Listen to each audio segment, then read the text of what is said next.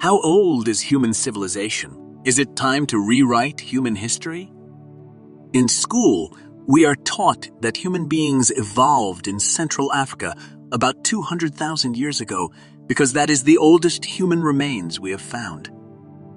Well, until recently, when a new discovery was made, this time in Morocco, and this time we had to push the date back 100,000 more years, and also the supposed cradle of human beings. But just because we haven't found any skeletons that are older doesn't mean that humans haven't existed for a longer time than that.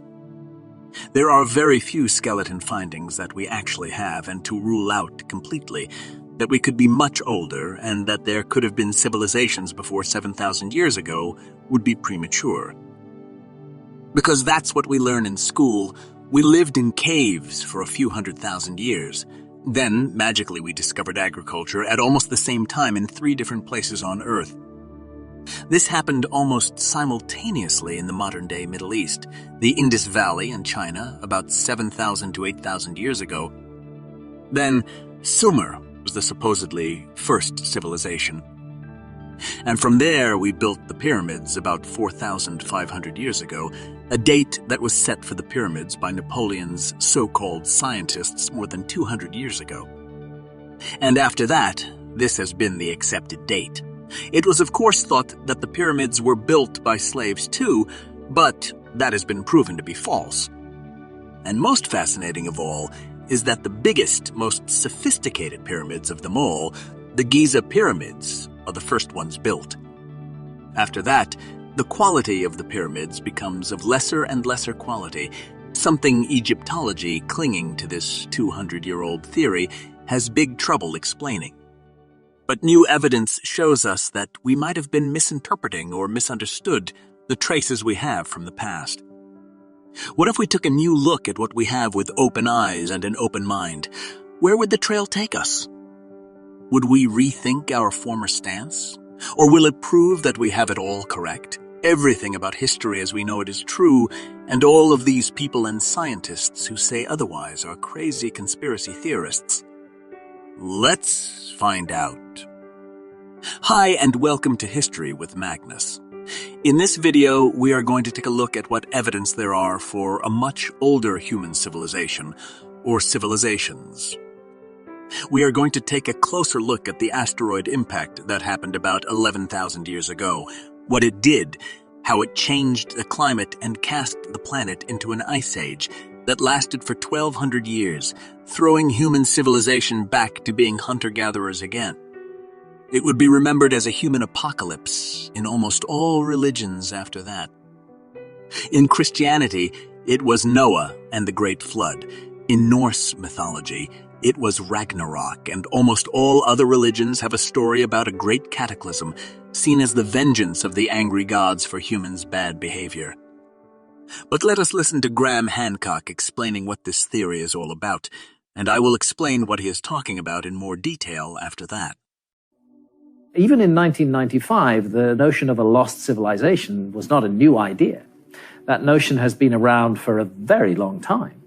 We can take that notion actually back thousands and thousands of years. The most famous example is Plato, the Greek philosopher Plato, who gave us the story of Atlantis. From Plato comes the story of Atlantis, a great advanced civilization which had navigating and seafaring skills, which could explore the world, which built gigantic buildings, which had advanced knowledge in every area, which was prosperous and powerful. But then Plato says that corruption crept into this society, that it became cruel and avaricious, it became greedy, it began to impose its power around the world. And he has a very ringing phrase. He said that Atlantis ceased to wear its prosperity with moderation. And the suggestion is that it's this hubris, this conceit of Atlantis, that it had become so sure of itself that somehow the universe struck it down, and we have the cataclysm of flood and disaster, and that Atlantis is submerged beneath the waves. Now, of course, the view of historians and academics is that Plato's story is just made up. He just made it up to make some political or philosophical point. But this cannot be so. That view can't be right. I was very suspicious of that view the first time I heard it from a mainstream historian. Why are they saying that Plato made this up? Plato repeatedly states that it is a true story. And as we look into it further, we find something else, that Plato puts a date on the destruction of Atlantis. He says Atlantis was submerged beneath the waves in a huge global cataclysm 9,000 years before the time of Solon. We know Solon, we know who he was. Solon was a famous Greek lawmaker. He was an ancestor of Plato, as a matter of fact, about 200 years before Plato. And around 600 BC, Solon, the great Greek lawmaker, made a visit to Egypt. And in Egypt, the priests at a temple of Sais in the Delta told him the story of Atlantis. And they said that it was written on the walls of the temple. And he said, when did this happen? When was this great civilization destroyed? And they said 9,000 years ago. And that was in 600 BC. So that's 9,600 BC in our calendar. That's 11,600 years ago. Plato is telling us a great civilization was destroyed in a global cataclysm of flood 11,600 years ago. He's laughed at by all academics and historians. But then geology comes along, and lo and behold, what do we find? 11,600 years ago is a truly cataclysmic episode in geological history. It's called Meltwater Pulse 1b. We have a massive rise in sea level as the ice sheets on North America and Northern Europe just crumble and collapse into the ocean. If Plato made the whole thing up, he was just astonishingly on the money with the latest geology. And I think that we really have to reconsider our attitudes to these stories that have come down to us from the past. Academics have been too quick to dismiss them, too quick to say, oh, we've figured the whole story out, there's no mystery there. Maybe there's a huge mystery there. Maybe we should listen to these clues and hints from the past that speak of a great civilization. The problem is that new evidence keeps coming out, which can't be explained by the existing historical model. New evidence that just doesn't fit the picture. And my sense is that this evidence is now becoming overwhelming and that we're reaching a tipping point. Maybe not this year, maybe not next year. But within our lifetimes, we are going to see a completely new understanding of the past, a radical revisioning of the past, and therefore of our place in the world as well. We talked at the beginning of this discussion about Plato's Atlantis story and how he said that Atlantis went down 11,600 years ago. That's the date of the foundation of Göbekli Tepe.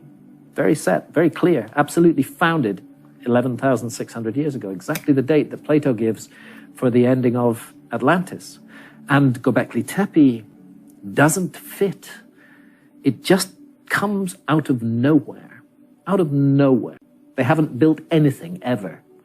And then suddenly, without any background or any preparation, appears this huge megalithic site, which is incredibly sophisticated. Turns out, because a large part of it's still under the ground, seen with ground-penetrating radar, that the whole site is actually 50 times bigger than Stonehenge and 7,000 years older.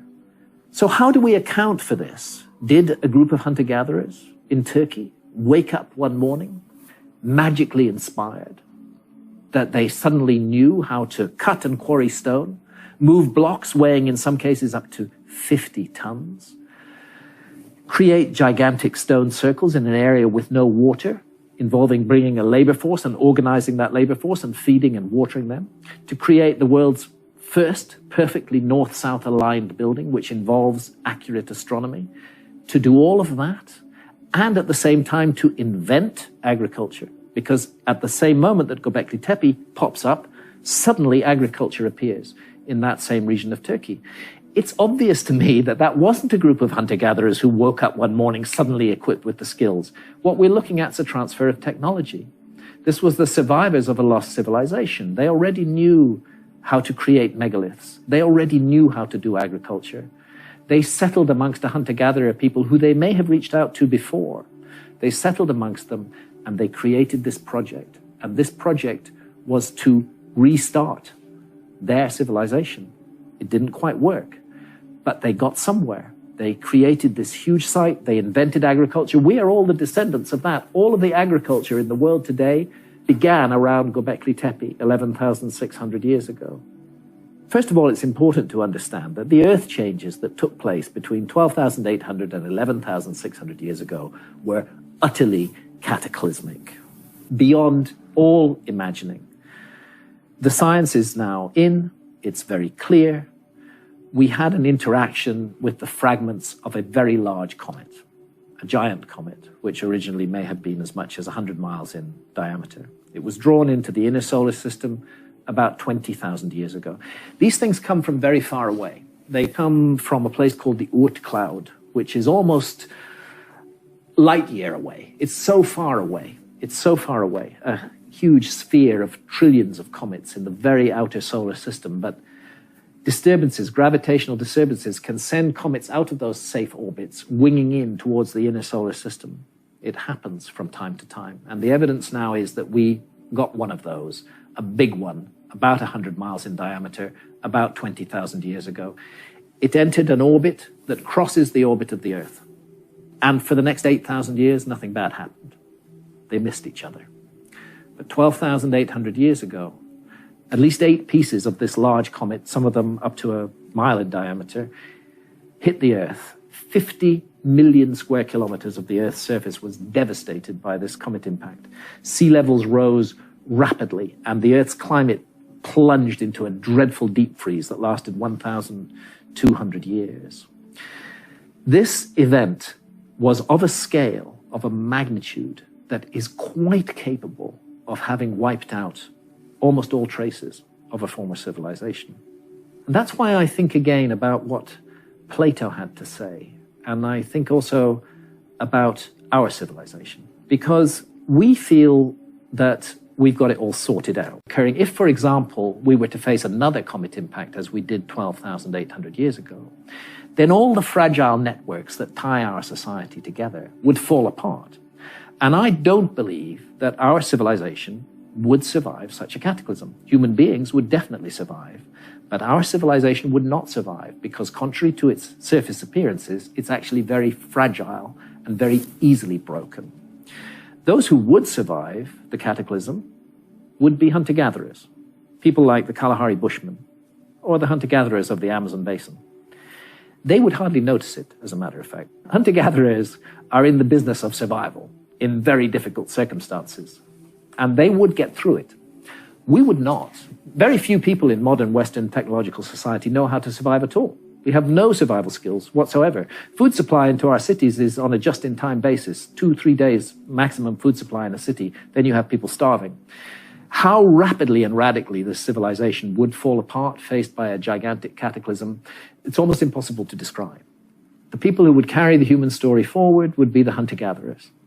And 10,000 years from now, their descendants might tell a story about how there had been a time when there was a great civilization on this earth. So advanced, its powers were almost miraculous. Do you know, they could send people to the moon. They could fly around the world. They could speak to each other on other sides of the planet. But something went wrong. They became cruel. They became arrogant. They began to impose their will on others. They ceased to wear their prosperity with moderation, and the universe struck them down. I think there's a message in the Atlantis story for our civilization. We should stop being so fucking arrogant and proud in our achievements. We should show some humility, and we should learn the lessons of the past.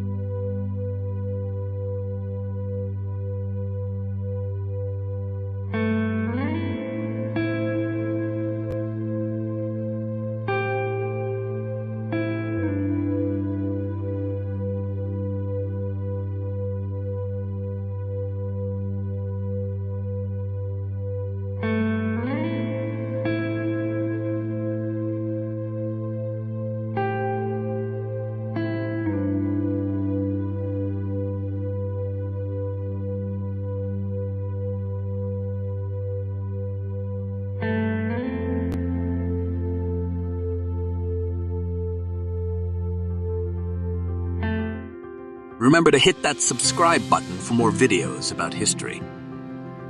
And I hope to see you in the next one.